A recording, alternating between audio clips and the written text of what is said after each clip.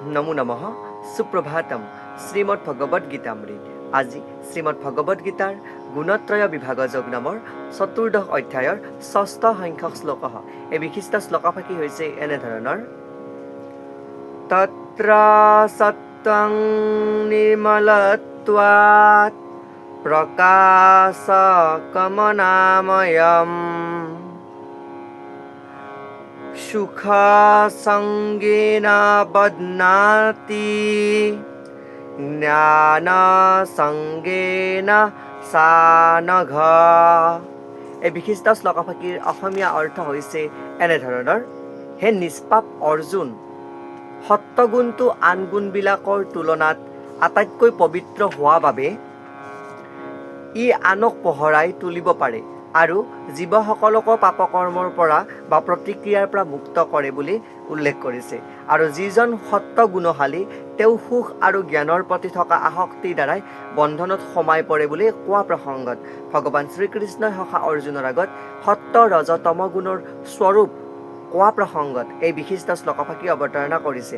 শ্লোকফাকিৰ প্ৰসংগাৰ্থত ভাষ্যকাৰে উল্লেখ কৰিছে যে জড় প্ৰকৃতিত বন্ধনত সোমাই পৰা জীৱবিলাকৰ এটা বিভিন্ন ধৰণৰ ধৰ্ম। কোনোবাই জীৱই সুখ অনুভৱ কৰে, কোনোবাই কৰ্মত ব্যস্ত হয় আৰু কোনোবাই অসহায় হৈ দুখ ভোগ কৰিবলগীয়া হয়। আৰু জীৱৰ বদ্ধ অৱস্থাৰ ফলত এনে বিভিন্ন ধৰণৰ মনস্তাত্ত্বিক প্ৰৱণতাই দেখা দিয়ে। আৰু এই সমস্ত হৈছে সত্ত্ব, ৰজ আৰু তমগুণ। সেই তিনিটা গুণৰ অধিকাৰী হৈ ব্যক্তিয়ে নিজৰ প্ৰবলতাৰ ফলত সেই কৰ্ম সম্পাদন কৰিবলগীয়া হয়। আৰু ইয়াতে সত্ত্বগুণৰ প্ৰকাশক যি গুণ, সেই গুণৰ কথা উল্লেখ কৰিছে, যি গুণে আটাইতকৈ পবিত্ৰ।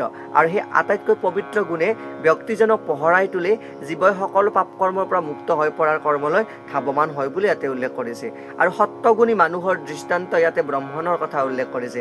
ব্ৰাহ্মণ বুলিলে স্বভাৱতে সত্ত্বগুণী হোৱাটো আশা কৰা হয় বুলি ইয়াতে সম্বন্ধত উল্লেখ কৰিছে। আৰু সত্ত্বগুণী মানুহ সাধাৰণতে পাপকৰ্মৰ পৰা বা কুপ্ৰতিক্ৰিয়াৰ পৰা মুক্ত হৈ থাকিব পাৰে বুলিও ইয়াতে উল্লেখ কৰিছে।